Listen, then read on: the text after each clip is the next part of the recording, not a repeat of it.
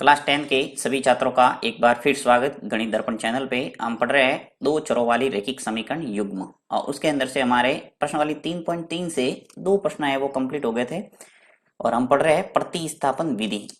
तीसरा प्रश्न आज देखेंगे। तीसरा प्रश्न दे रखा है कि निम्न समस्याओं में रैखिक समीकरण युग्म बनाइए और उनके हल प्रतिस्थापन विधि द्वारा ज्ञात कीजिए। अलग अलग टाइप की समस्याएं दे रखी है, उन समस्याओं से सरल करके पहले रैखिक समीकरण युग्म बनाना है और उसके बाद में उसको प्रतिस्थापन विधि द्वारा हल करना है। ये आपको इस प्रश्न के अंदर पूछा गया है। प्रश्न पहला दे रखा है कि दो संख्याओं का अंतर है वो 26 है। दो संख्याएं होगी और उसका अंतर दे रखा है आपको 26।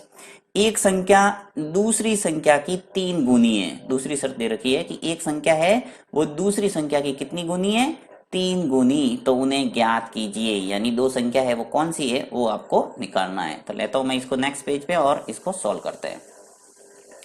ये प्रश्न ले लिया मैंने। सबसे पहला काम यही है कि आपको संख्याएं माननी पड़ेगी। दो संख्या दे रखी है तो दोनों संख्याओं को मान लेंगे, एक को x और दूसरे को y। तो यहां ले लेता हूं मैं कि माना कि दो संख्याएं माना कि दो संख्या है वो क्या है? एक x है और एक y है। x तथा y है, ठीक है। x और y मान ली। अब पहली शर्त क्या कह रही है कि दो संख्याओं का अंतर है वो 26 है। तो मैं मान लेता हूं कि प्रथम शर्त से लिख लेते हैं। प्रथम शर्त से कि दो संख्याओं का अंतर है वो 26 है। अंतर का मतलब क्या है? जैसे मान लो एक 15 संख्या है और दूसरी है वो मान लो 12 है। अब आपको पूछा जाए कि इन दोनों संख्याओं का अंतर कितना है, तो आप क्या करेंगे? 15 माइनस करेंगे 12 तो आ जाएगा 3। अंतर का मतलब ये है घटाना, बड़ी में से छोटी को घटाना। तो यहाँ पे वही काम करूंगा मैं कि दोनों संख्याओं का अंतर है वो 26 ले लूंगा। तो यहाँ लिख लेता हूं कि x माइनस वाई बराबर कितना है? 26 है। ये आपकी आ गई प्रथम शर्त से समीकरण आ गया दो चरों वाला रैखिक समीकरण। ओके, अब मैं दूसरी शर्त लिखूंगा, उससे दूसरा रैखिक समीकरण आ जाएगा। तो यहाँ पे लिख लेते हैं द्वितीय शर्त से। अब द्वितीय शर्त क्या दे रखी है? देखिए, एक संख्या दूसरी संख्या की 3 गुनी है। आपको बोला है कि एक संख्या है वो दूसरी संख्या की क्या है? 3 गुनी। तो मान लेता हूं कि एक संख्या जैसे x है वो दूसरी संख्या की क्या है? 3 गुनी। तो 3 गुनी बना दिया। ये आ गया समीकरण नंबर 2। अब आपके सिंपल सा काम करना है कि समीकरण 2 से जो x का मान है वो समीकरण 1 के अंदर रख दो। तो यहाँ पे लिख लेता हूं कि समीकरण 2 से x का मान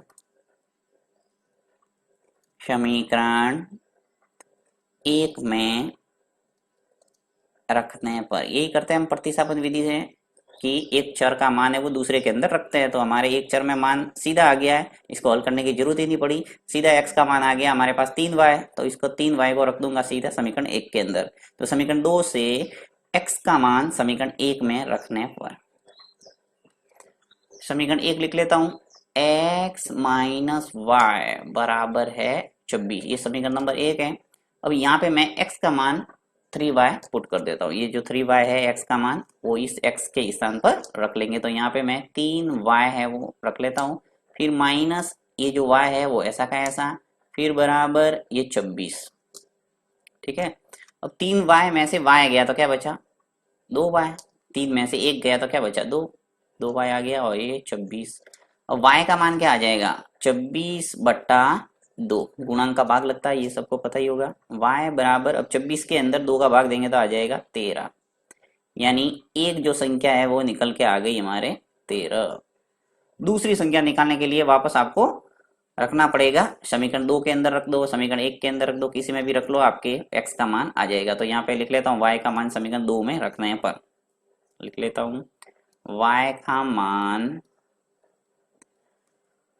समीकरण 2 में रखने पर, ये जो y का मान 13 आया वो समीकरण 2 के अंदर रख लेता हूं तो x का मान आ जाएगा। देखिए x बराबर ये है 3y, तो x बराबर 3 इंटू 13, तो x का मान कितना आ जाएगा? 39।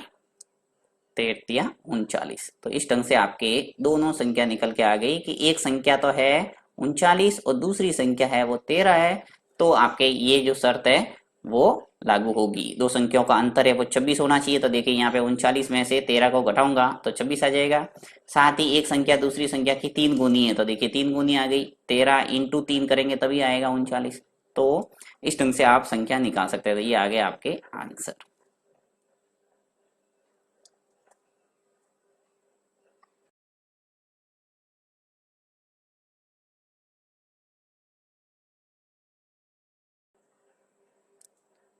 नेक्स्ट जो दूसरा प्रश्न है वो है आपके कि दो संपूरक कोणों से बड़ा कोण छोटे कोण से 18 डिग्री अधिक है तो उन्हें ज्ञात कीजिए। यानी दो संपूरक कोण है और संपूरक कोण का गुणधर्म आपको पता होना चाहिए कि ऐसे दो कोण जिनका योग 180 डिग्री होता है उसे कहते हैं संपूरक कोण। साथ ही आपको बता दूं कि पूरक कोण क्या है।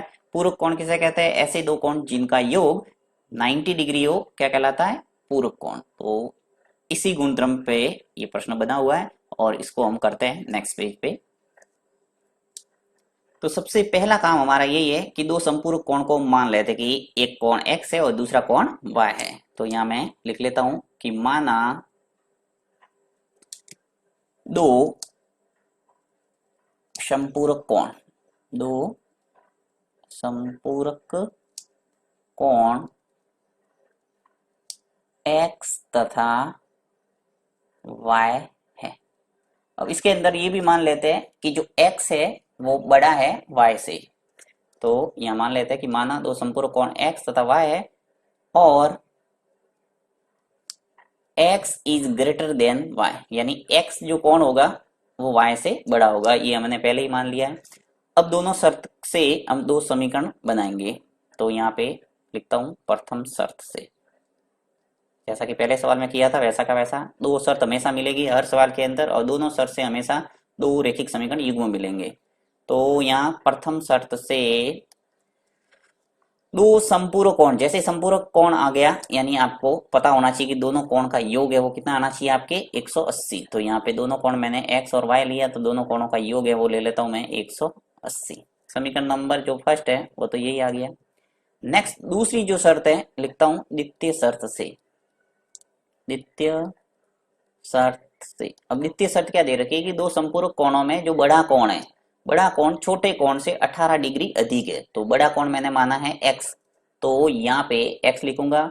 ये जो x है वो छोटे कोण यानी जो y है उससे 18 डिग्री अधिक है। तो बराबर करने के लिए क्या करना पड़ेगा, जो y छोटा है उसमें 18 जोड़ने पड़ेंगे। तो ये आ गया 18 डिग्री, यानी x बराबर आ जाएगा y प्लस 18। इस ढंग से समीकरण बनाना आपको आना चाहिए।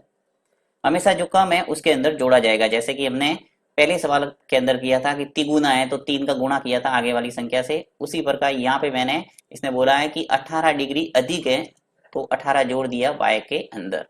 समीकरण 2 आ गया। अब इस x का मान यहाँ पर भी देखिए स्पष्ट x बराबर ही है तो x का मान जो y प्लस 18 है इसको रख देंगे समीकरण 1 के अंदर। तो लिख लेते हम कि समीकरण 2 से, समीकरण 2 से x का मान समीकरण 1 में रखने पर, ठीक है। अब x का मान y प्लस 18 है वो यहाँ पे रख लो। तो यही ले लेता हूं मैं सीधा ऊपर ही। ये x प्लस y बराबर क्या है 180। तो x का मान मेरे पास क्या है y प्लस 18 प्लस y बराबर 180।